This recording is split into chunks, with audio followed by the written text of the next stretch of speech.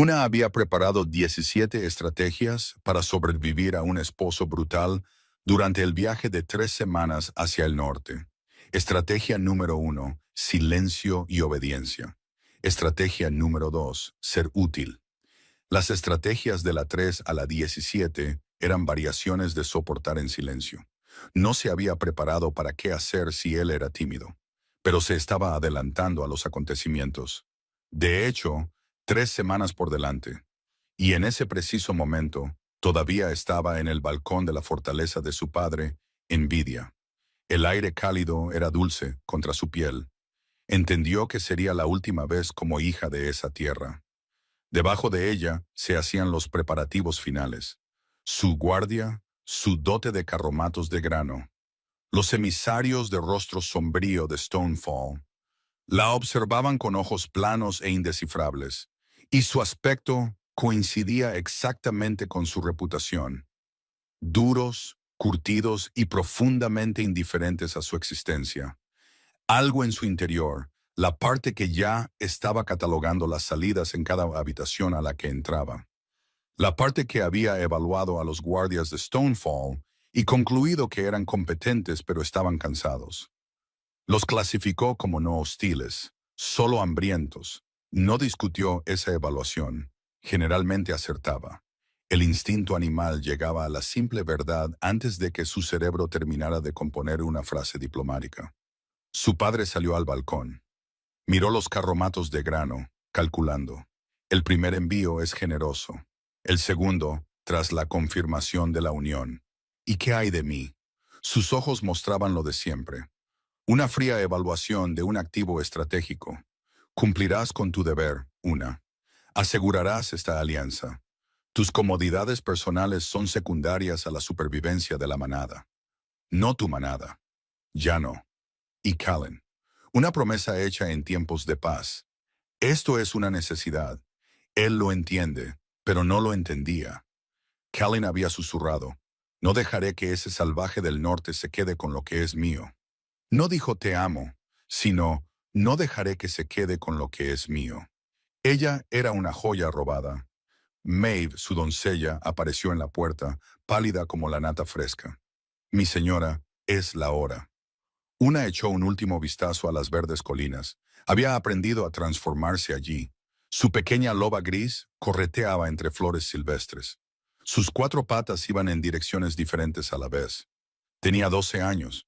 Había estornudado a mitad de la transformación. Acabó mitad loba, mitad niña, atrapada en un zarzal. Tuvieron que sacarla 2 curanderos muy pacientes que nunca se rieron delante de ella. Uno de ellos, supo más tarde, contó la historia una sola vez durante una cena del personal. Y todavía sufría una muerte social por ello. Ahora la enviaban a una tierra de piedra para ser la esposa de un hombre al que llamaban el rey de Stonefall. Un hombre que nunca había conocido. Un hombre cuya historia de su pueblo, con el de ella, estaba escrita en escaramuzas fronterizas y sangre amarga. Se subió la capucha y le dio la espalda al sol. Bien, algo en su interior decidió. Los lugares blandos crean gente blanda. Veamos de qué está hecha esta piedra. No había pedido esa opinión. La ignoró y caminó hacia el carruaje. El viaje hacia el norte fue lento. Los verdes vibrantes se desvanecieron en grises apagados. El aire se hizo más fino. Los guardias de Stonefall guardaban silencio, sus rostros tallados en roca. No eran crueles. Uno le ofreció a Maeve su capa sin que se lo pidiera, pero estaban vigilantes, como la gente vigila a las cosas que podrían morder. Maeve temblaba a su lado en el carruaje. Está tan vacío, mi señora. El vacío está subestimado, Maeve, dijo una, sin apartar la vista de la ventana. El vacío no tiene opiniones sobre tu potencial reproductivo. Maeve se quedó callada entonces, de una manera que sugería que estaba entendiendo algo más oscuro sobre su señora de lo que había captado antes. Una se permitió la más mínima sonrisa. La fortaleza de Stonefall se alzaba desde la montaña como si hubiera crecido allí. Sin dorados, sin estandartes, solo piedra, eficiente y sin adornos. Buena estructura, notaron sus instintos. Protegida del viento, defendible. No estaba evaluando una propiedad. Estaba siendo entregada al exilio. El carruaje entró en el patio principal y el silencio la golpeó como un muro. El espacio estaba lleno de lobos, tanto transformados como en dos patas, bordeando los muros y balcones. Sin vítores, sin bienvenida, solo un mar de ojos vigilantes. Sus expresiones iban desde la curiosidad sombría hasta el resentimiento abierto. Miraban a la princesa de Vidia, que había sido comprada con su comida. Ella no los culpaba. Una figura solitaria descendió los escalones principales. Era alto, también era ancho. De hecho, era el hombre más corpulento que había visto en su vida. Estaba envuelto en pieles oscuras que no lograban ocultar su enorme tamaño. Su cabello era castaño oscuro, con hebras plateadas en las sienes. Lo llevaba recogido hacia atrás, revelando un rostro de ángulos duros y mandíbula marcada. El rey de Stonefall, Keon, se detuvo ante su carruaje y uno de sus guardias se movió para abrir la puerta. Keon levantó una mano, deteniéndolo. La abrió él mismo. Fue un pequeño detalle, un gesto sin importancia, pero fue la primera amabilidad inesperada que había recibido en semanas, y cayó como una piedra en agua tranquila. Se recogió las faldas y descendió, forzándose a encontrar su mirada. Sus ojos fueron la mayor sorpresa. Había esperado un frío gris acero. En cambio, eran de un azul profundo y claro, el color de un lago de montaña en el raro momento en que el sol lo encuentra.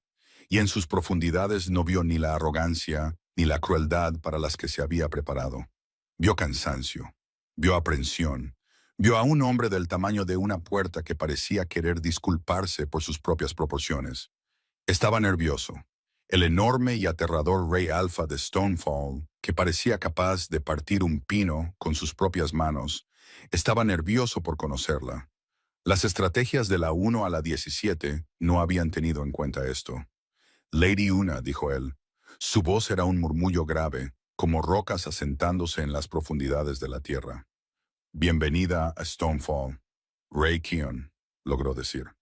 La inclinación formal de su cabeza se sintió absurda, como hacer una reverencia a una montaña. La ceremonia fue tan austera como la fortaleza. El gran salón era un espacio cavernoso dominado por un hogar lo suficientemente grande como para asar un buey. El aire estaba cargado de olor a pino y de la tensión latente de dos manadas que no confiaban la una en la otra. Una estaba de pie junto a Keon, con la mano sudorosa en el hueco de su brazo. Su brazo tenía la circunferencia aproximada de un roble joven. Sintió el peso de cada mirada. Ella era la forastera, el precio, la mujer a la que iban a vigilar como halcones para ver si intentaba sabotearlos desde dentro. Pronunciaron las palabras antiguas, los votos de unión que unían no solo a dos personas, sino a dos manadas. Su voz era apenas un susurro. La de él era un barítono firme que resonaba en la piedra a su alrededor, como si la propia fortaleza estuviera escuchando. Cuando dijo las palabras sobre protección y honor, su mano se apretó sobre la de ella. Una promesa, o posiblemente una advertencia. Cuando terminó, un curandero trajo una única copa de plata. Ambos bebieron. El vino sabía a ceniza. Siguió un festín, aunque no había alegría en él. Los lobos de Stonefall comían con una hambre concentrada que le decía todo sobre los meses de escasez que habían soportado. Keon se sentó a su lado, una presencia silenciosa e imponente. Se aseguró de que su plato y su copa estuvieran siempre llenos, pero no la presionó para que comiera o hablara. Simplemente existía a su lado, sólido, cálido, emanando una energía nerviosa que era casi cómica, dado que tenía el tamaño de un muro de carga. Se sorprendió a sí misma estudiando su forma de comer. Deliberada, sin prisas. Un hombre que se racionaba incluso en su propio banquete de bodas. Se aseguraba de que todos los demás tuvieran suficiente antes de servirse por segunda vez. Había visto a hombres fingir generosidad antes. Su padre organizaba festines mientras sus sirvientes pasaban hambre y lo llamaba liderazgo. Esto era diferente. Este era un hombre que comía al final porque genuinamente no podía comer primero. Era o lo más admirable que había visto en su vida, o la estrategia de manipulación a largo plazo más efectiva. Y odiaba no poder distinguir la diferencia. Alimenta a los demás primero, observó algo en su interior. No usa su tamaño como excusa. Esto es problemático. Pinchó un trozo de tubérculo asado con una fuerza innecesaria. Finalmente, la larga y terrible velada terminó. Era la hora, el momento que había temido por encima de todos los demás. Zorca, la beta robusta de cabello canoso con la autoridad inconfundible de una mujer que había dirigido esa fortaleza desde antes de que Kion naciera y que probablemente seguiría dirigiéndola después de su muerte, se les acercó. Mi rey, los aposentos de la reina están preparados. Kion asintió. Su expresión era indescifrable, lo que probablemente significaba que estaba pensando lo mismo que todos los demás sobre lo que hacen un novio y una novia después de un banquete de bodas. Podía verlo en la ligera tensión alrededor de sus ojos. Se levantó y le ofreció la mano a una. Sus dedos temblaron al ponerlos en los de él. Su mano era grande, callosa y tan cálida que era casi sorprendente.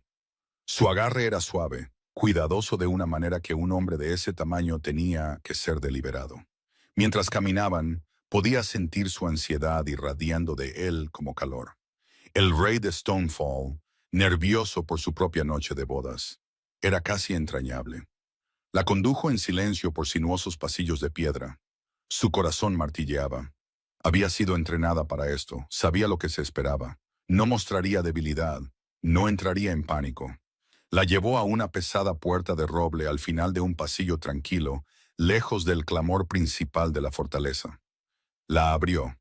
La habitación interior era espaciosa. Una gran cama cubierta de pieles. Un hogar donde ya crepitaba un fuego. Un balcón con vistas a un bosque oscuro y silencioso. Era una habitación hermosa.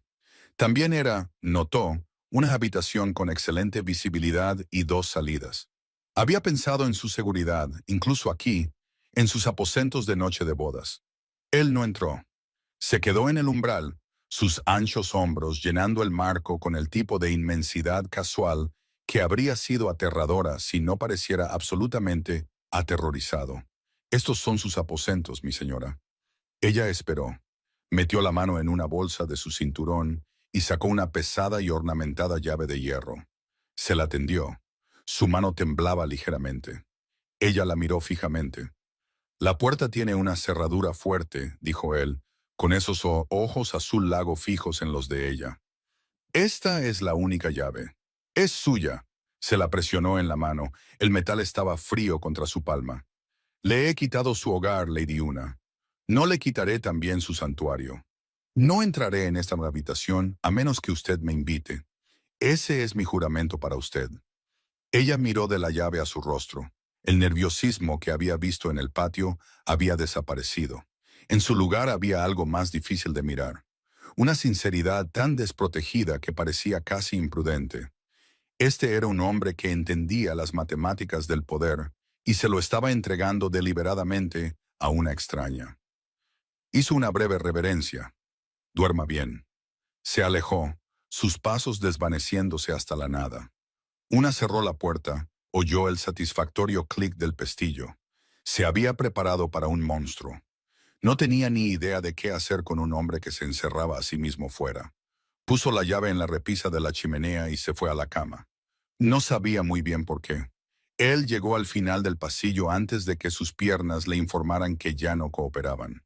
Se apoyó contra la pared, la fría piedra una bendición contra su espalda, y se cubrió la cara con ambas palmas. «¿Y bien?», exigió su lobo. Había estado presentando objeciones desde que entregó la llave. Una letanía continua de quejas pronunciada en el tono cortante de un general que ve a su oficial al mando rendir la fortaleza.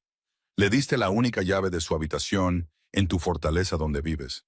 Explica la ventaja táctica». «Era lo correcto», murmuró él contra sus manos. «Ella ya es nuestra. Ese es nuestro territorio. Ahora te has quedado fuera. ¿Cómo piensas remediar esto? Respetando que es una mujer que fue vendida a un extraño y arrastrada a través de una cordillera. Se merece una puerta que pueda cerrar». Su lobo consideró esto con la visible reticencia de alguien a quien se le pide que reconozca un punto válido que desprecia. «La puerta es adecuada como precaución. Te diré, Ton Sonsua, pero podrías haber guardado una segunda llave razonablemente para emergencias. Eso habría anulado el propósito, y lo sabes. El propósito es estratégicamente poco sólido. Olía a cosas verdes, a lluvia y a miedo. ¿Te diste cuenta? Me di cuenta de que te diste cuenta. No vamos a discutir la parte en la que tu corazón cambió de ritmo cuando te miró, porque ya estoy profundamente avergonzado por los dos. Keon apartó las manos de su cara y miró al techo. Iba a ser una noche larga. Iba a ser un matrimonio muy largo. Fue a su estudio, encontró un bloque de madera, cogió un cuchillo y empezó a tallar. Aún no sabía qué. No importaba. Necesitaba algo que hacer con las manos que no fuera volver a esa puerta y preguntarle si necesitaba algo. Si tenía frío. Si le gustaría que se prendiera fuego para mantenerla caliente. Varias ofrendas cada vez más desquiciadas. Nos necesita, dijo su lobo. Necesita tiempo. Tu filosofía del tiempo es ineficiente. Además, su loba, estamos teniendo reacciones que no puedo categorizar. Talló hasta el amanecer y el lobo finalmente dejó de hablar. Y pudo fingir que no estaba medio enamorado de una mujer que lo había mirado como si pudiera hacerle daño, y que estaba preparada para hacer cálculos estratégicos sobre su capacidad para la crueldad. Los días que siguieron fueron un estudio de desorientación silenciosa. Una se despertaba cada mañana esperando que la trampa se activara. Nunca lo hizo. Keon fue fiel a su palabra. Nunca se acercó a sus aposentos sin enviar primero a un sirviente. Nunca presumió una sola intimidad. Tampoco logró mirarla sin la expresión de un lobo al que le han dicho que no puede tener algo y lo está procesando como una traición personal del universo. En su lugar, comenzó una extraña e implacable campaña de consideración. En la segunda mañana, encontró una capa sobre una silla junto al fuego. No era la piel pesada y práctica de los lobos de Stonefall. Estaba hecha de la lana azul más suave que había tocado, forrada con la piel blanca y vellosa de una liebre de montaña. Las costuras eran perfectas. El peso era ideal. Había temblado en el patio a su llegada. Él se había dado cuenta. Había enviado esto a través de las montañas semanas atrás, apostando a que tendría frío. Se la puso, le quedaba perfecta. Hundió la cara en el cuello e inhaló su aroma.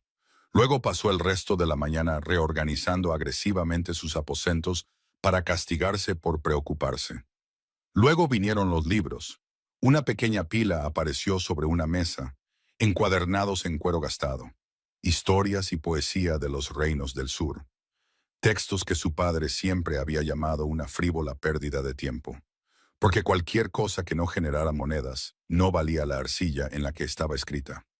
Adquirirlos aquí, en esta remota fortaleza del norte, habría requerido enviar a un jinete al sur semanas antes de que ella llegara, semanas antes de que su matrimonio se finalizara. Él había planeado su comodidad antes de conocerla, había adivinado lo que podría querer, y luego se había esforzado significativamente para proporcionárselo, sabiendo que ella podría odiarlo de todos modos, y que su gesto podría ser recibido como condescendencia o control. No lo fue. Fue peor. Fue consideración. Hundiste la cara en su capa, observó su loba. Ya no estamos en la fase de negación. Pasamos la negación hace 3 capas. Esto fue profundamente desconsiderado por su parte. Ella había estado totalmente preparada para odiarlo. Él lo estaba haciendo muy difícil. En la quinta noche, cenaron juntos en una pequeña cámara. 2 sillas, una mesa, un fuego y un silencio tan pesado que una consideró fingir su propia muerte.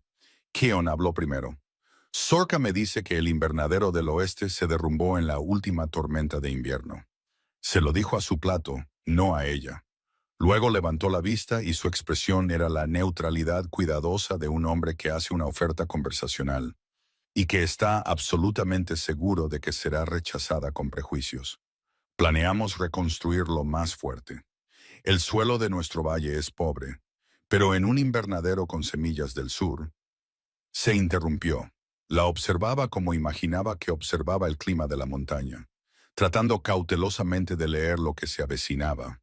Ella reconoció el miedo de que se riera. O peor, que reconociera esto por lo que era: un intento de conexión disfrazado de problema técnico. Las pieles aceitadas que usan, dijo una antes de poder detenerse, antes de poder recordar que este era un hombre que apenas conocía, y que la amabilidad era una táctica, no una verdad.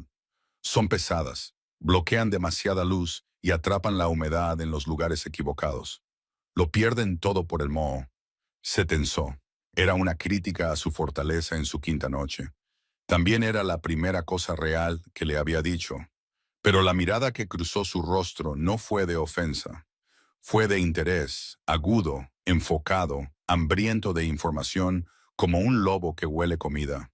Dígame, dijo él, y no fue que una petición, fue una súplica, y así vacilante al principio, luego con creciente confianza al darse cuenta de que realmente estaba escuchando, en lugar de esperar su turno para hablar, se lo contó. Explicó el sistema de paneles en ángulo, los canales de ventilación, la forma en que su gente superponía tubérculos debajo de cultivos más altos para maximizar el espacio de cultivo. Habló sobre las matemáticas de la refracción de la luz y la temperatura del suelo, y la curva específica de un panel que captaría el sol de invierno en la latitud de Stonefall. Él escuchó con una intensidad que era casi desconcertante, con la atención enfocada de un hombre que entendía que le estaba entregando un conocimiento que podría alimentar a su gente. Hizo preguntas, agudas, específicas, preguntas que revelaban que había estado pensando en la producción de alimentos en su territorio con el enfoque implacable y agotador de un hombre que había visto a su gente pasar hambre. No la estaba complaciendo, la estaba consultando. El ángulo de los paneles, dijo él, inclinándose hacia adelante. ¿Cómo lo calculas para esta latitud? La proporción cambia. Necesitaría ver el lugar, las sombras a mediados de invierno, pero el principio se aplica. La miró de verdad, como si viera algo inesperado, como si le hubiera entregado algo mucho más valioso que un consejo sobre invernaderos. ¿Estaría dispuesta a venir al lugar mañana? Era la primera vez que alguien en Stonefall le pedía que hiciera algo más que existir decorativamente. Sí, dijo ella, lo estaría. Algo cambió en su expresión, no una sonrisa. No estaba segura de que su rostro hiciera eso, o si lo hacía, que su gente hubiera establecido algún tipo de junta reguladora al respecto. Pero las líneas duras se suavizaron una fracción, y algo dentro de la parte que ya estaba rediseñando mentalmente el invernadero para las condiciones del norte. La parte que había estado esperando permiso para ser importante, ronroneó con una satisfacción que absolutamente no iba a examinar. Horas, sugirió, con respecto al invernadero y al hombre sentado frente a ella. El hombre que realmente se preocupaba por lo que ella pensaba. Solo el invernadero, principalmente el invernadero, únicamente el invernadero. Lo ignoró y continuó comiendo mientras su loba archivaba todo bajo adquisición permanente. A la mañana siguiente, Keon la llevó al lugar del invernadero, o lo que quedaba de él. Era una ruina. Estructuras de madera derrumbadas esparcidas como huesos rotos. Pieles aceitadas destrozadas ondeando al viento como la desesperación de una esperanza fallida. Y un lamentable trozo de tierra congelada donde alguien había plantado nabos con optimismo que no habían sobrevivido al invierno. Los nabos se habían rendido hacía aproximadamente 2 meses y tenían la postura congelada y triste de los sueños que sabían que no lo lograrían. Una se paró entre los escombros y sintió la feroz satisfacción de una mujer que mira un problema que puede resolver. La estructura está mal, dijo. La han construido plana. El norte requiere una inclinación más pronunciada, 40 grados como mínimo, y la orientación está al revés, de este a oeste para la exposición al sol de invierno. Keon estaba a su lado, con los brazos cruzados, observando los restos con la expresión de un hombre que mira un problema que lo ha estado venciendo durante años. Sus hombros se hundieron ligeramente mientras ella hablaba, como si hubiera estado cargando el peso de este fracaso y ahora pudiera dejarlo.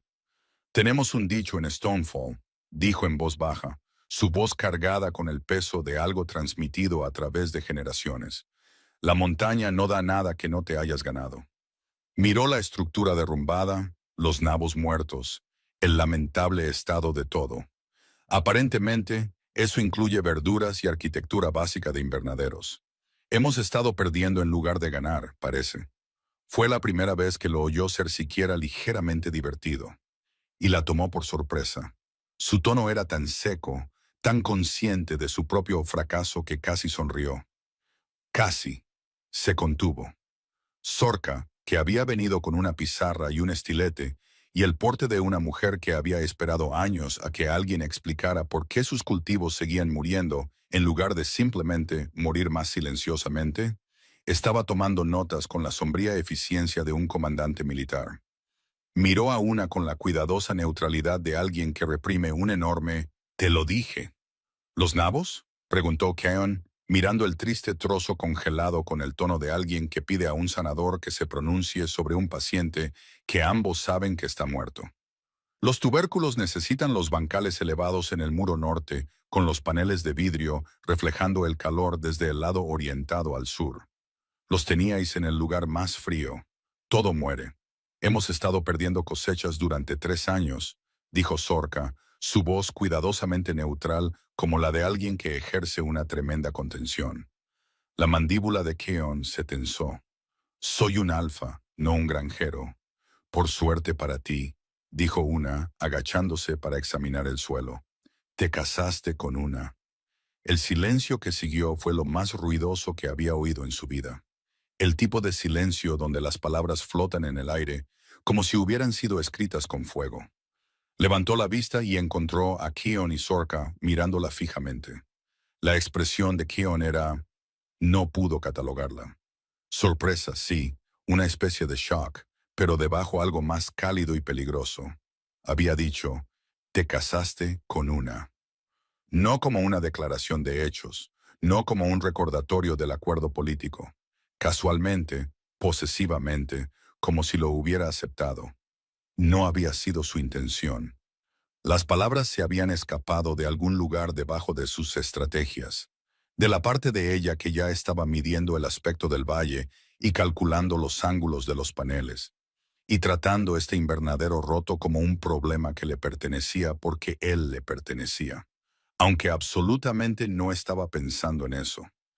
Zorca rompió el momento golpeando su pizarra con el estilete. Un sonido como el de un mazo al caer. Haré que pidan la nueva madera para la estructura mañana. Mi reina, si pudiera dibujar las especificaciones. Las tendré para esta noche, dijo Una, porque ya había diseñado la mitad del invernadero en su cabeza durante la cena de la noche anterior. Y la otra mitad se estaba formando ahora, pieza por pieza, como un rompecabezas que estaba destinada a resolver. Pasó el día en el lugar, midiendo, dibujando, discutiendo sobre las juntas de carga. Keon permaneció en silencio, observando. En un momento, levantó la vista de un debate sobre los ángulos de las mortajas y lo encontró apoyado contra la pared con una expresión que solo podía describir como devastada. La forma en que un hombre mira cuando algo que deseaba resulta ser mejor de lo imaginado. Algo dentro de ella archivó esa expresión como importante y volvió a calcular los requisitos de peso de los paneles. Esa noche, solo en su estudio, Keon se sentó con un bloque de madera y un cuchillo y no talló. Miró el fuego. Te casaste con Una, había dicho ella casualmente, mientras se agachaba en la tierra, examinando el drenaje. Su cabello escapando de su trenza, su voz aguda con la certeza absoluta de una mujer que sabía exactamente de lo que estaba hablando. Lo había mirado con tierra en las manos y molestia en los ojos. Y le había dicho que su invernadero estaba mal, y que su drenaje era catastróficamente malo, y que sus nabos estaban en la peor ubicación posible. Y él se había quedado allí como un hombre que había sido golpeado en el pecho con un ariete y se había olvidado de cómo respirar. ¿Ves?, dijo su lobo, insoportablemente engreído desde lo del invernadero. Está arreglando las cosas. Dijo, te casaste con Una. Está anidando. Reorganizó tus estatutos. ¿Decirle qué exactamente? Que su crítica al drenaje fue atractiva, que huele a hogar y estamos teniendo pensamientos cada vez más irracionales.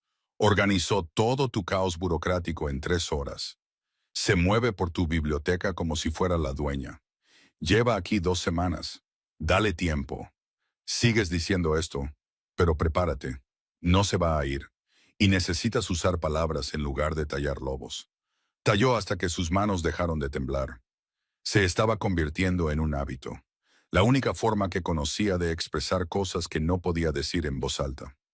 La única forma de sacar sus sentimientos del pecho y ponerlos en algo externo antes de que lo asfixiaran. Cuando salió el sol, el bloque se parecía exactamente a su loba a mitad de carrera. Había intentado no tallar eso. Fracasó. Maeve la acorraló esa noche, con los ojos muy abiertos por el chisme. Me preguntó qué le gusta comer. Mi señora, el propio rey, vino a verme a las cocinas y preguntó, muy educado. Dijo que sabía que nuestros paladares de Vidia eran diferentes. Y la comida cambió, sutil pero inconfundiblemente.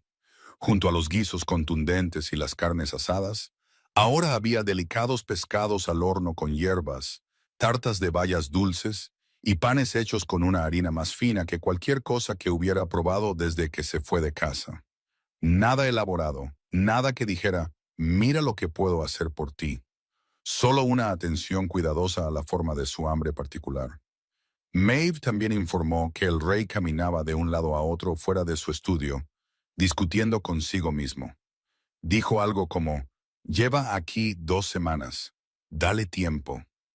Luego caminó durante 1 hora. Una archivó esto bajo absolutamente no pensar en ello y se fue a la cama.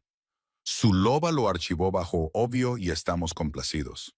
Durante los siguientes 3 días, se sumergió en los diseños del invernadero y se encontró reorganizando la biblioteca de la fortaleza, alfabetizando los estatutos comerciales de Keon por región y producto, codificando por colores sus registros de asentamientos.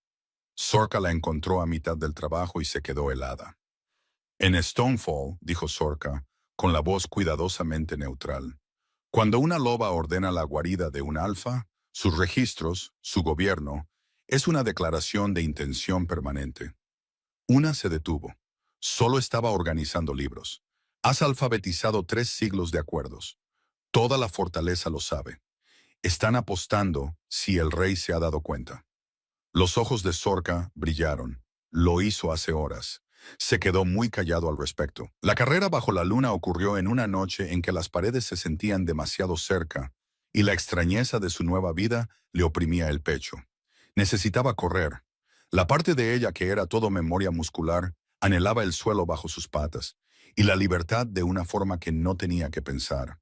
Se deslizó fuera de sus habitaciones y a través de la pequeña puerta trasera cerca de las cocinas. Estaba cerrada desde adentro, con un pesado pestillo de hierro, pero era bastante fácil de levantar desde dentro. En el momento en que estuvo libre de los muros, dejó que la transformación la tomara. El cambio fue una agonía y una liberación familiares, huesos alargándose, sentidos explotando en un mundo de olores y sonidos, y el glorioso y descomplicado ahora. Su loba gris se sacudió y estuvo inmediatamente presente en el mundo, consciente y viva. Voló a través del escaso bosque, sus patas apenas tocando el suelo helado.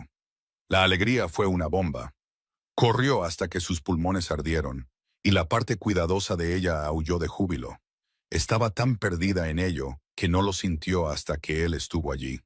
Una sombra se desprendió de un bosquecillo de pinos antiguos, masiva, un lobo más grande que cualquiera que hubiera visto.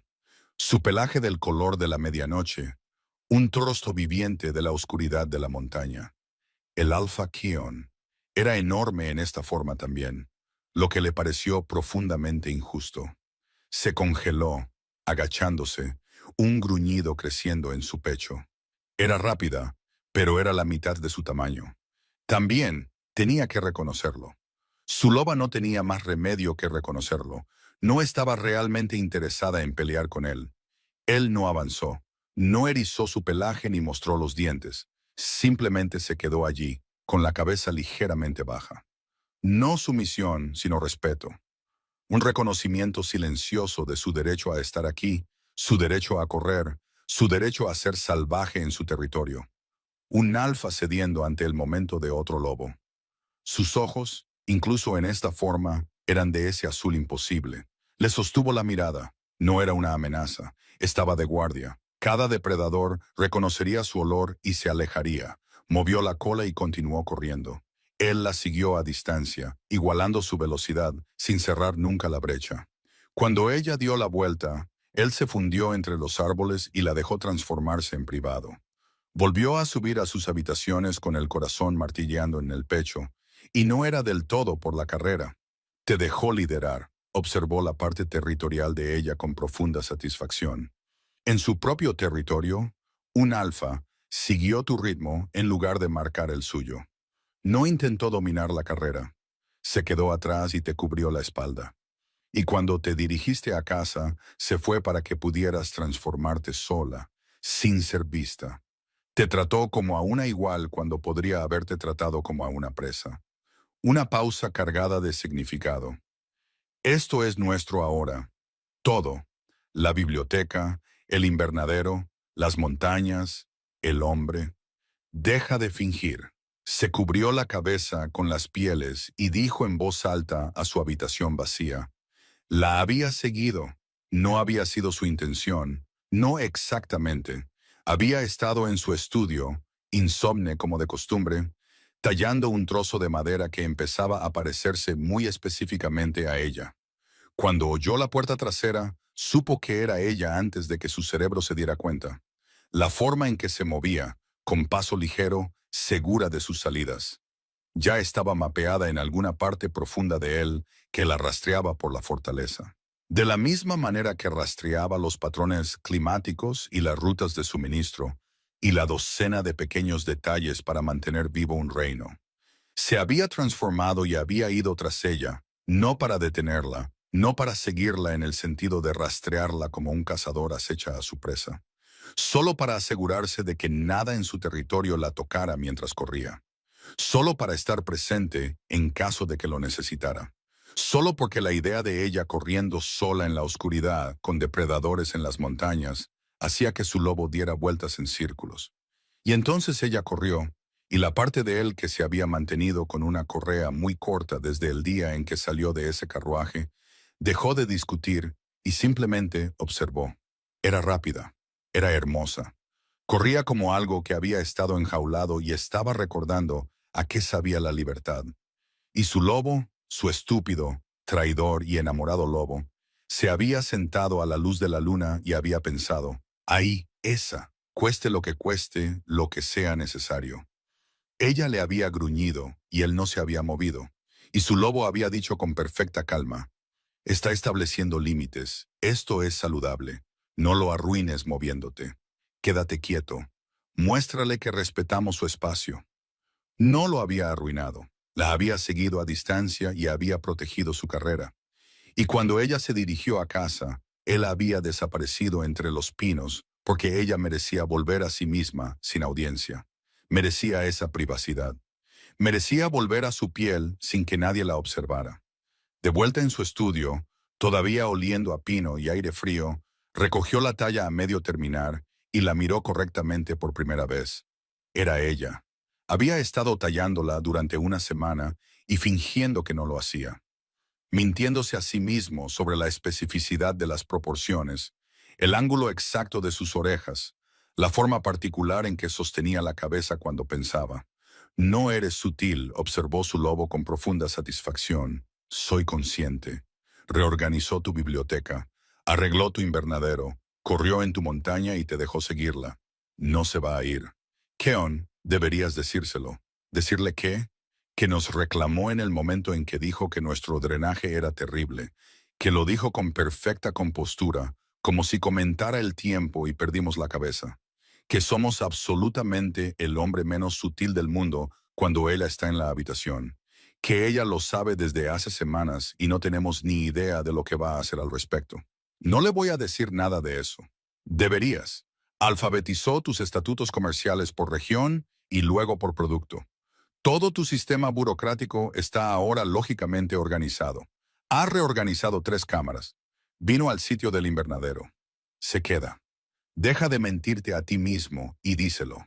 Cogió el cuchillo y volvió a tallar, porque la alternativa era ir a su puerta y pedirle que fuera suya en todos los sentidos que importaban.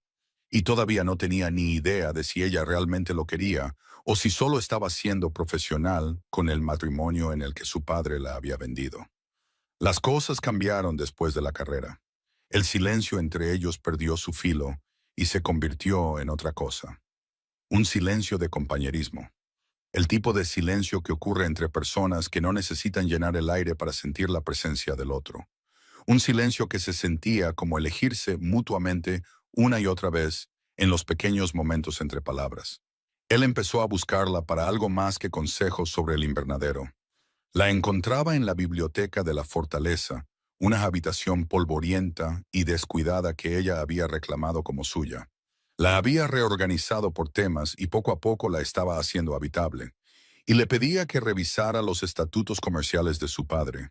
Tus ojos son más agudos para las sutilezas del lenguaje sureño que los míos, dijo una tarde, acomodándose en la silla frente a la de ella, como si siempre se hubiera sentado allí. Una humilde admisión de un rey. También, sospechaba ella, una excusa transparente para estar en la misma habitación que ella durante una hora. Descubrió que no le importaba la transparencia. No lo delató. Estaba empezando a disfrutar de la transparencia. Estaba empezando a querer más de ella. Empezó a caminar con ella por las almenas por las noches. Los lobos de Stonefall se acostumbraron a la escena. Su enorme alfa y su silenciosa reina de capa verde paseando por los muros, con las cabezas juntas, hablando en voz baja. Hablaban de la manada y sus necesidades, las menguantes reservas de grano, la enfermedad que había barrido la aldea inferior, las patrullas a lo largo de la cresta oriental, y si la mayor frecuencia era necesaria o un desperdicio. Él ponía sus cargas ante ella sin dramatismo, sin quejas, de la misma manera que un hombre podría disponer los suministros ante un estratega de confianza. Y al hacerlo, le mostró el frágil y palpitante corazón de su reino. Una noche, ella dijo algo que no había planeado. Estaban discutiendo los envíos de grano de su padre, y salió de lado, como lo hacen las cosas oscuras. ¿Sabes cuál es la parte más extraña? Mi padre calculó la tasa de cambio de grano por novia. Sé el número exacto, 14 carromatos. Eso es lo que costé, apenas más que una buena cosecha. Lo dijo de la misma manera que decía todo, con naturalidad, como si informara del tiempo. Keon dejó de caminar. Ella no. Está bien, añadió por encima del hombro. He decidido valer al menos 20. La alcanzó en 2 zancadas. No dijo nada. No tenía que hacerlo. Su mandíbula estaba tan apretada que podía ver el músculo saltar, y sus ojos habían adquirido ese tono particular de furia tierna. Eso significaba que su lobo estaba muy cerca de la superficie. Entendió entonces que no estaba enfadado con ella. Estaba enfadado por ella, con un hombre que había reducido a su propia hija a la aritmética. Ella cambió de tema a las rotaciones de patrulla, y él la dejó, porque estaba aprendiendo cuándo presionar y cuándo dejarla retirarse a lo práctico. Una noche en las almenas, el viento se levantó, agudo y frío, y ella tembló sin romper el paso ni mirarlo. Él desabrochó su piel exterior y la colocó sobre sus hombros. Pesaba aproximadamente lo mismo que un pony pequeño y olía a él. Pino y humo de leña y ese aroma subyacente que todavía no podía nombrar, aunque su loba lo había archivado como hogar. Tengo una capa, dijo ella. Tienes una capa sureña. Es inadecuada. Lo dijo con la suave finalidad de un hombre que consideraba el asunto cerrado y estaba dispuesto a quedarse él mismo en el viento helado si eso significaba que ella estaba caliente. Se apretó la piel alrededor y no dijo nada, porque la respuesta sincera era, esto es lo más caliente que he estado desde que llegué, y no quiero devolverla. Y además, eres un hombre exasperante que sigue dándome razones para quedarme. Y la parte territorial de ella desafiaba a cualquiera a decir que no era suya. Se encontró preocupándose. Se preocupaba cuando las patrullas volvían tarde. Sintió una feroz satisfacción cuando su rotación de pastoreo salvó ovejas. La esposa del herrero le trajo miel de pino. El hijo menor del curtidor le mostró un dibujo de un lobo que parecía un gato asustado. Cuando lo elogió seriamente, Keon emitió un extraño sonido ahogado y se fue. Estaba riendo y casi llorando a la vez porque ella trataba a su gente como si importaran. Bram, el capitán de la guardia, la detuvo en el patio una mañana. Tienes buenos dientes, mandíbula fuerte. Tus cachorros serán luchadores, dijo con genuina calidez, como si elogiara el linaje de una yegua de cría. Una no supo qué hacer con la oferta de esta evaluación entregada como una amenaza. Le dio las gracias. Él asintió, satisfecho, y se alejó como si hubiera resuelto algún asunto importante. Más tarde le preguntó a Sorka qué demonios había sido eso. Sorka solo sonrió, lo que de alguna manera fue peor. Sorka comenzó a incluirla en las reuniones diarias de logística como si siempre hubiera estado allí. Y una se dio cuenta con sorpresa de que la beta no la trataba como a la novia extranjera, sino como a una autoridad legítima.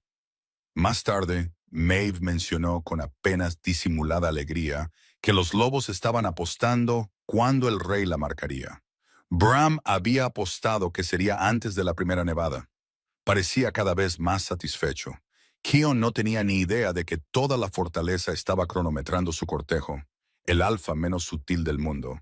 Y entonces ocurrió el momento, el que no pudo negar después. Fue un momento sin importancia, una noche ordinaria.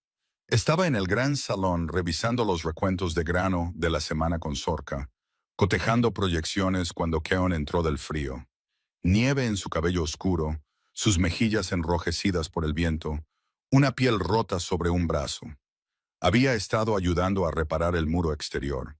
El rey Alfa acarreando piedras junto a sus propios trabajadores porque una sección se había soltado y el tiempo iba a empeorarla.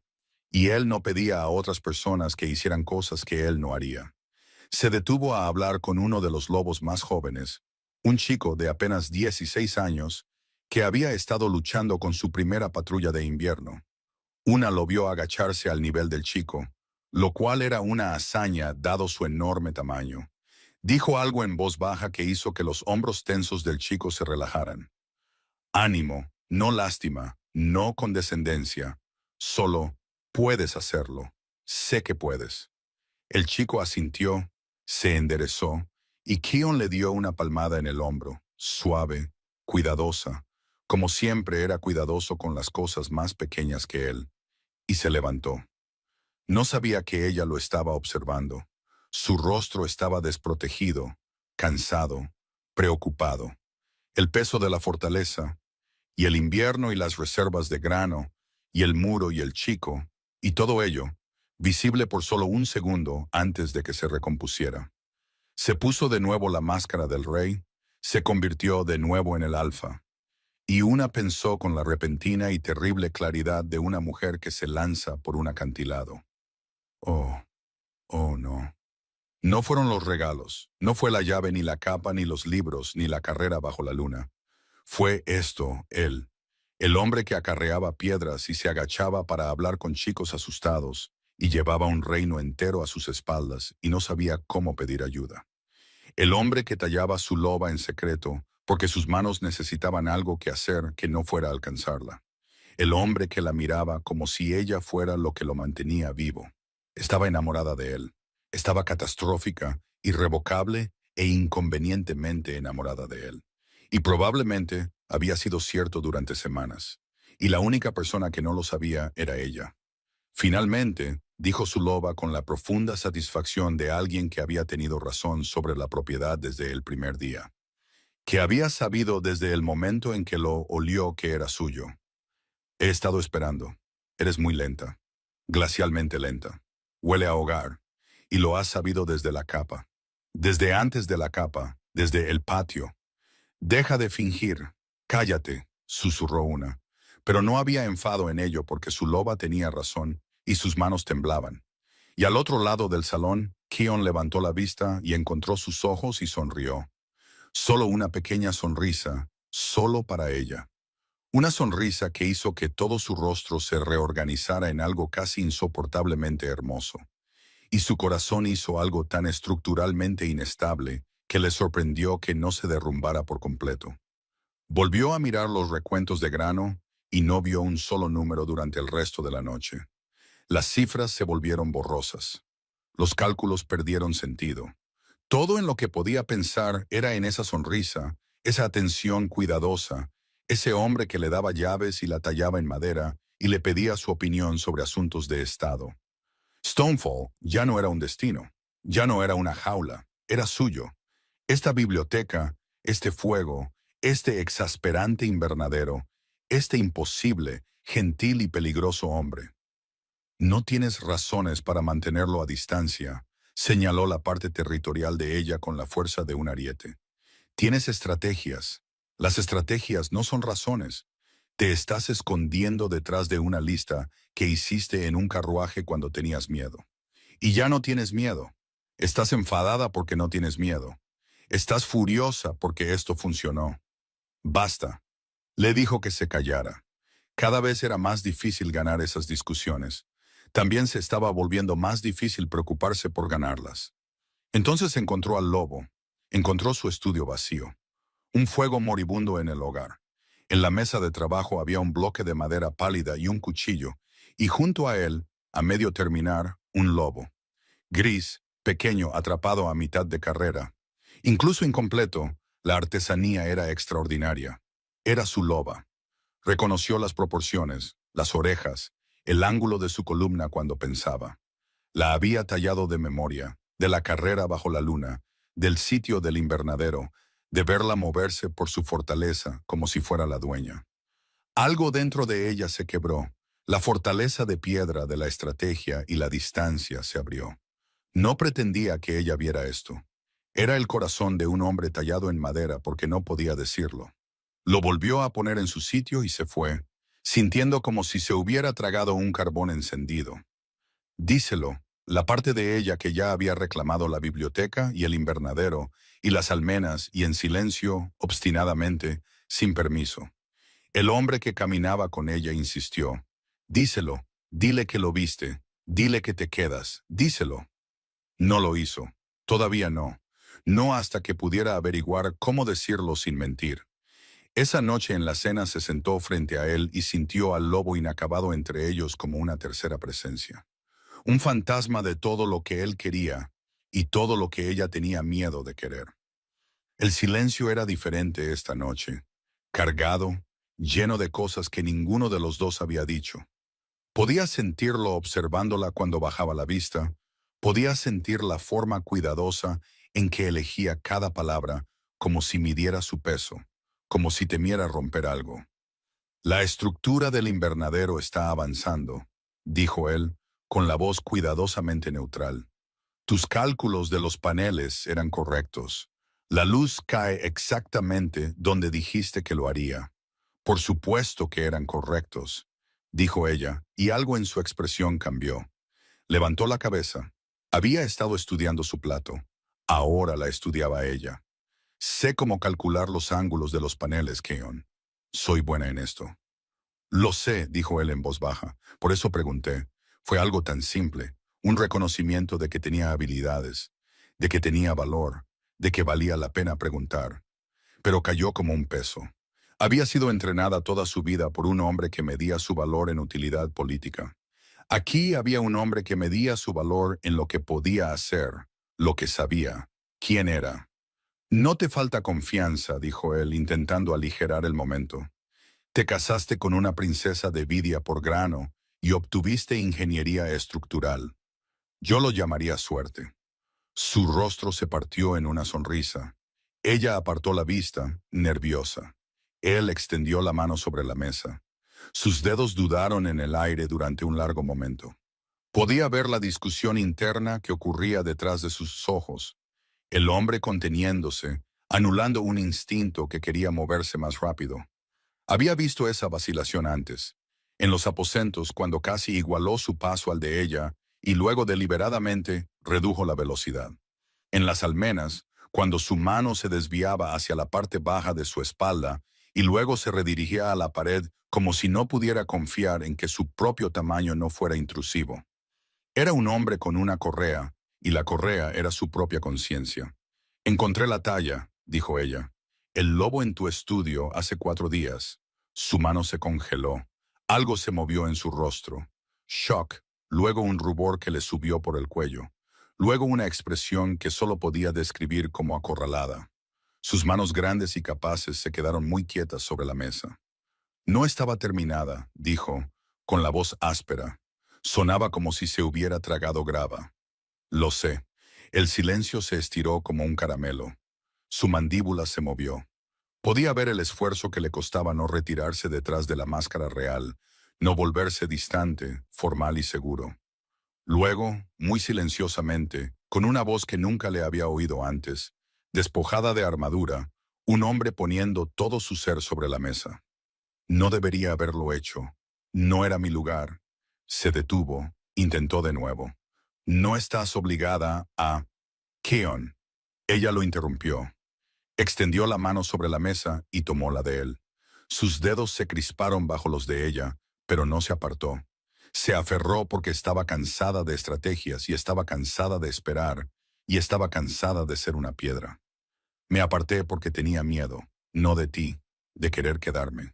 Su aliento se cortó, un pequeño sonido de un hombre muy grande. He sido una piedra durante mucho tiempo, dijo ella. Es lo único que mi padre me enseñó que fue útil. Sé dura, no te rompas, no desees cosas que no puedes tener. Pero yo... Se le cerró la garganta. Se esforzó por superarlo porque esto importaba. Creo que he sido una piedra contigo y no te lo merecías. Su mano se giró bajo la de ella, sus dedos entrelazándose con los de ella con la delicadeza de alguien que maneja algo increíblemente precioso. Miró sus manos unidas con una expresión de asombro desconcertado, como si ella le hubiera entregado algo frágil y tuviera terror de romperlo. Cuando levantó la vista, la máscara había desaparecido. Solo el hombre, cansado, esperanzado y tan transparente que dolía mirarlo. Eres la mujer más exasperante que he conocido, dijo, y su voz se quebró. Rediseñas mi invernadero y corriges mis acuerdos comerciales y discutes con mi beta sobre la logística de las ovejas, y no puedo pensar en otra cosa. Mi... Se detuvo, luchando visiblemente consigo mismo, su mandíbula apretada. Sus orejas se pusieron rojas. Tuve que empezar a tallar cosas para mantener mis manos ocupadas. Terminó con el tono de un hombre que confiesa un crimen. Una se rió. Le salió de golpe, una risa real y sorprendida que no pudo controlar. La primera en meses, del tipo que venía del vientre y la hacía temblar. El sonido pareció aturdirlo. Luego, algo en su rostro se rompió y estaba sonriendo. Una sonrisa completa, real y devastadora, que transformó todo su rostro de piedra a algo vivo y abierto y enteramente dedicado a ella. «Te estás riendo de mí», dijo él, y había un atisbo de sonrisa en su voz. «Acabas de decirme que te dedicaste a la carpintería porque estás enamorado». «Sí, me estoy riendo absolutamente de ti. Es una habilidad muy práctica. Tallaste mi loba de memoria. No puedes vender esto como algo práctico». La carne ahora tenía aproximadamente el color del atardecer. Miró sus manos unidas y no dijo nada. Pero la sonrisa se quedó, y su pulgar se movió lentamente sobre sus nudillos en un gesto tan tierno que le dolió el pecho, y ninguno de los dos soltó. Pasaría otra hora antes de que alguien se diera cuenta de que todavía estaban sentados allí. Pasarían 3 horas antes de que se movieran. A la mañana siguiente, una talla terminada apareció en la repisa de su chimenea. La loba gris a mitad de carrera, con la cabeza echada hacia atrás en un aullido silencioso. Completa. Cada detalle perfecto, aún sin nota. La puso junto a la llave de hierro que había colocado allí en su primera noche, y miró los dos objetos uno al lado del otro. Una llave y un lobo. Un hombre que se encerró fuera y luego se quedó despierto noches tallándola en madera porque no podía decírselo con palabras. Un hombre que entendía el poder de darle opciones y luego respetarlas. Estaba, se dio cuenta, en serios problemas. Finalmente, dijo su instinto con profunda satisfacción. El hombre es nuestro, el territorio es nuestro, todo es nuestro ahora. La cosa cálida que crecía entre ellos tuvo exactamente 2 días de paz antes de que llegara la carta de Colin. Bram apareció en la puerta del pequeño comedor, con el rostro sombrío, la mano en la espada. «Mi rey, un jinete de Vidia. Lleva un mensaje para la reina». del señor Callan. La mano de Keon, que había estado descansando cerca de la de ella sobre la mesa, sin llegar a tocarla porque el hombre aparentemente necesitaba otra semana para atreverse a sostenerle la mano de forma sostenida sin tartamudear, se retiró. Su rostro se estremeció. Pudo ver cómo se levantaban los muros. El rey reafirmándose sobre el hombre. La carta era de fino pergamino de vidia perfumado con la característica madera de cedro de Calín. Por supuesto que estaba perfumada. La leyó con Keon de pie junto al hogar, de espaldas a ella, cada línea de su cuerpo rígida con el tipo de tensión que provenía de contener un gruñido. Mi queridísima Una, comenzaba, y casi se rió de lo absurdo. Cada día que pasas en esa fría y gris prisión es una agonía para mí. El salvaje de Stonefall no te retendrá. Voy en camino. Atacaremos en la próxima luna nueva. Un pequeño grupo creará una distracción en la puerta este. Iré a por ti a la antigua puerta trasera junto a las cocinas. Prepárate para huir. Tuyo siempre, Calín. La leyó 2 veces, la segunda con claridad estratégica. La puerta trasera de Calín lo llevaría directamente a la guardia nocturna de Bram. No conocía la fortaleza. Hombres morirían por un rescate que ella no necesitaba. Su planificación táctica es impresionante, dijo en voz baja. Mi padre siempre decía que el mayor talento de Calín era su cabello. Keon, rígido junto al hogar, emitió un sonido que podría haber sido una tos, pero definitivamente no era una tos. Entendió lo que estaba haciendo, esperando a saber si su mundo se estaba acabando. Keon se giró lentamente. Su rostro estaba controlado. Sus ojos no. Cruzó la habitación y le tendió la carta. Lee esto. La tomó. Observó cómo su expresión cambiaba de tensión a incredulidad, y luego a una furia fría y concentrada que era casi hermosa en su precisión. Su lobo estaba cerca. Podía sentir el cambio en el aire a su alrededor. La baja vibración de un gruñido que contenía en su pecho con visible esfuerzo. Los conducirá a una masacre, dijo Keon en voz baja, con voz firme. La puerta trasera entraría directamente en la guardia nocturna de Bram. Entraría en mi gente que ha estado entrenando para exactamente esto. Entraría pensando que era un dormitorio y encontraría soldados. No conoce la fortaleza. Asume que está tan mal distribuida como la de mi padre. No se ha molestado en explorarla realmente. Keon la miró. La furia en sus ojos luchaba con algo frágil y desesperado. Habla de ti como una prisionera. Cree que lo estás esperando.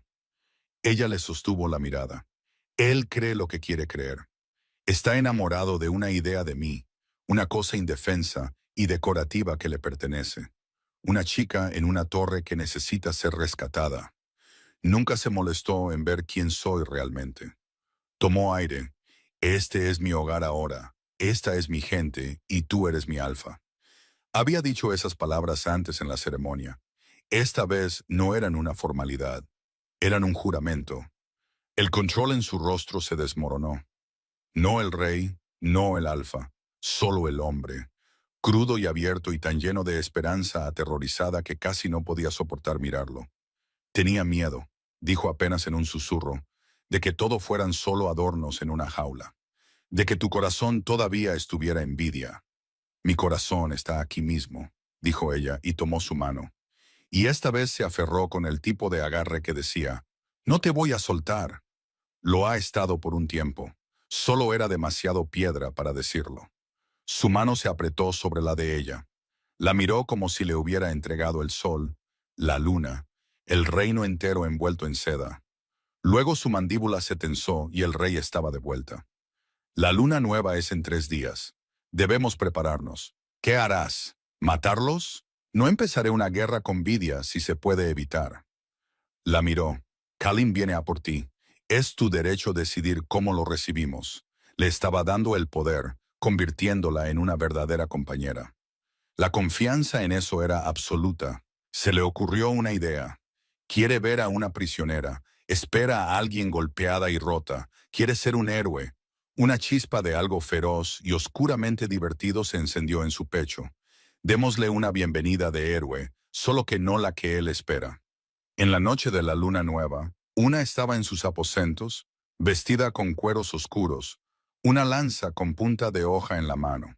Era la única arma con la que había entrenado seriamente, no como una niña que juega a la autodefensa, sino como una noble de Vidia que había pasado 6 años entrenando con el capitán de la guardia del palacio.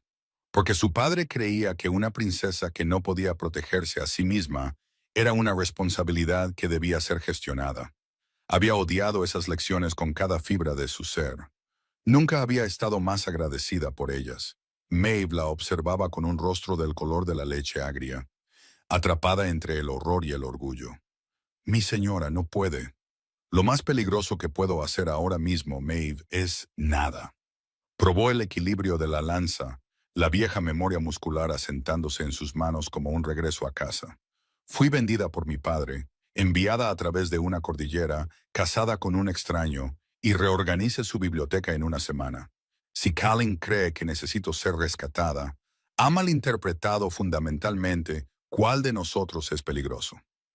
Suyo. Las palabras se asentaron en su pecho como una piedra, encontrando su verdadero lugar de descanso. La piedra que la mantenía anclada. La piedra que ya no era una jaula. Un golpe en la puerta. Keon vestido para una pelea, sus ojos solo para ella. Miró la lanza, y su expresión no era de desaprobación, sino de un orgullo feroz e innegable. La miró como si le acabara de entregar un regalo más precioso que el oro. ¿Lista? Sí. Descendieron juntos al patio. La niebla era espesa, del tipo que amortiguaba el sonido y convertía todo en sombras. Los mejores guerreros de Keon eran invisibles en la oscuridad de los tejados. Los aullidos de distracción habían comenzado en la puerta este. Lobos corriendo, aparentando atacar, creando un caos que no tenía nada que ver con ellos. La puerta trasera chirrió. La barra de hierro se había dejado sin cerrar desde dentro por orden de Keon, porque la trampa requería un cebo. Callin se deslizó con 2 hombres, espada en mano, vestido con un dramático atuendo oscuro. Porque por supuesto que sí, porque todavía pensaba en esto como una historia donde él era el héroe. Escaneó el patio vacío con una sonrisa engreída que le erizó la piel a una. Más fácil de lo que pensaba. Los salvajes del norte son perezosos. ¿Dónde está ella? Keon salió de las sombras por un lado. Una entró en la luz de la antorcha por el otro. La cabeza de Callin se giró hacia ella. El triunfo inundó su rostro. Luego la confusión. No estaba en una torre. No estaba encadenada. Estaba de pie en el patio, armada, con una armadura de cuero oscuro, mirándolo como se mira una mancha en el suelo, algo desagradable que necesita ser limpiado. Una. Se dirigió hacia ella, su espada bajando ligeramente. «Estoy aquí. Estás a salvo. Tu prometido está en Vidia, Callin». Su voz resonó a través de la niebla como una cuchilla. «Muerto y enterrado con una promesa que no cumpliste. Soy la reina de Stonefall». Su hermoso rostro se torció. «Te ha convertido en su soldado el monstruo». «¿Ves un monstruo?», dijo una, dando un paso adelante, colocándose frente a Keon. «Porque eso es todo lo que sabes buscar. Me miras y ves una posesión que te fue arrebatada. Él me mira y ve una compañera, una reina, alguien a quien vale la pena preguntar, no solo tomar. Otro paso. Me ofreciste palabras bonitas y una jaula dorada. Él me ofreció una llave y un reino para ayudarlo a gobernar. No soy tu damisela. Este es mi hogar, y no dejaré que lo quemes». Desde el tejado, uno de los guerreros de Keon levantó una ceja ante el comentario de «Los salvajes del norte son perezosos». Bram, en la sombra de la arcada del patio, hizo un sonido que podría haber sido una risa. Corta, aguda, el sonido de un hombre viendo cómo su inversión en la competencia de esta mujer da sus frutos. Callin se abalanzó, no sobre Keon. No, pero tenía la intención de agarrarla, de arrastrarla de vuelta a la historia que había escrito en su cabeza, donde ella estaba agradecida, rota y era suya. Nunca la alcanzó. Keon se movió, sin espada, solo su cuerpo, atrapando el brazo de la espada de Callin y girando con la aplicación precisa de fuerza que separaba al soldado del bruto. El crujido del hueso fue agudo en la niebla. Callin gritó. Su espada resonó en la piedra. Sus dos hombres cargaron. Una giró. La lanza era una vieja amiga en sus manos. Barrió las piernas del primer hombre y golpeó con la culata con fuerza bajo la barbilla del segundo. Ambos cayeron. 3 segundos, apenas sin aliento. Silencio. Kalin estaba de rodillas, agarrándose el brazo. Los lobos de Keon se materializaron de todas partes. Tejados, sombras, la oscuridad misma. Keon se paró sobre el señor arrodillado, enorme, silencioso y absolutamente quieto. Miró a una rápida mirada. Tú decides. Ella negó ligeramente con la cabeza. La muerte crea mártires, la desgracia es peor. Él entendió. Se agachó frente a Kalin con la facilidad de un hombre cómodo con su propio poder. Viniste a ser un héroe, pero no tienes honor. Amenazaste a una reina en su propia casa. Hizo un gesto a Bram. Toma su espada y sus botas. Déjalo caminar. Se levantó y le dio la espalda a Kalin como si el hombre hubiera dejado de existir. Caminó hacia sus ojos escaneándola en busca de heridas. Al no encontrar ninguna, tomó la lanza suavemente de sus manos y la dejó a un lado. Estuviste magnífica, susurró. Lo sé, dijo ella, porque había terminado de ser modesta, de ser cuidadosa, de ser cualquier cosa que no fuera lo que era. Su risa sorprendida resonó en los muros de piedra. Una risa real, plena y desinhibida, la primera que le había oído. Puro deleite. Varios de sus guerreros en los tejados intercambiaron miradas. Uno de ellos, el joven lobo de orejas grandes, que le había dado a Mav su capa en el viaje al norte, sonrió abiertamente. Bram supervisó la retirada de Kalin y sus hombres con el eficiente disgusto de un hombre que limpia algo desagradable de su bota. Mientras marchaban, el señor descalzo y manco hacia la puerta, una gritó: «¡Kalin!». Él se giró, su rostro una máscara de dolor y humillación. «Cuando llegues a casa», dijo ella, «dile a mi padre que la alianza se mantiene.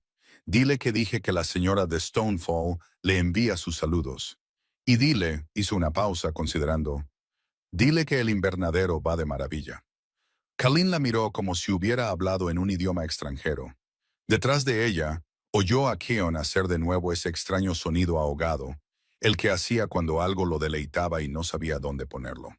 Sospechó que esta vez estaba absolutamente riendo de orgullo y alegría, y del tipo de amor que no tiene dónde esconderse. Caminaron de regreso por los silenciosos pasillos, la adrenalina desvaneciéndose en un agotamiento profundo. Cuando llegaron a su puerta, la misma cerradura, la misma llave, él se detuvo. La miró. Toda la autoridad real había desaparecido. Solo el hombre, dijo, y no pareció encontrar lo que venía después. Ella se puso de puntillas y lo besó. Suave, firme. Una promesa, no una pregunta.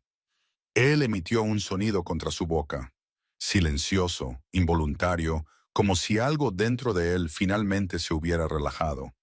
Apoyó su frente contra la de ella, con los ojos cerrados, la respiración entrecortada, sosteniéndola con tanto cuidado como sostenía todo. Con tanto cuidado como sostenía su reino, con tanto cuidado como sostenía la esperanza. Y algo cambió. No en el pasillo, no en la fortaleza, en el espacio entre ellos. Un calor que no tenía nada que ver con la luz de la antorcha, extendiéndose desde donde sus labios habían tocado los de él, asentándose en su pecho como un segundo latido. La parte animal de ella, la parte que había estado reclamando cosas todo el tiempo, la biblioteca y el invernadero y la piel y el hombre, se quedó muy quieta y muy segura. No un veredicto, un reconocimiento, algo encajando en su lugar que había estado esperando mucho tiempo a que ambos se pusieran al día. Lo sintió. Sabía que él también lo sentía porque su respiración se detuvo por un momento y su mano se apretó sobre la de ella. Y cuando abrió los ojos estaban crudos con algo que iba más allá del deseo. Este era el vínculo, no completado, aún no, pero formándose, tirando, un hilo entre ellos que necesitaría una marca para sellarse.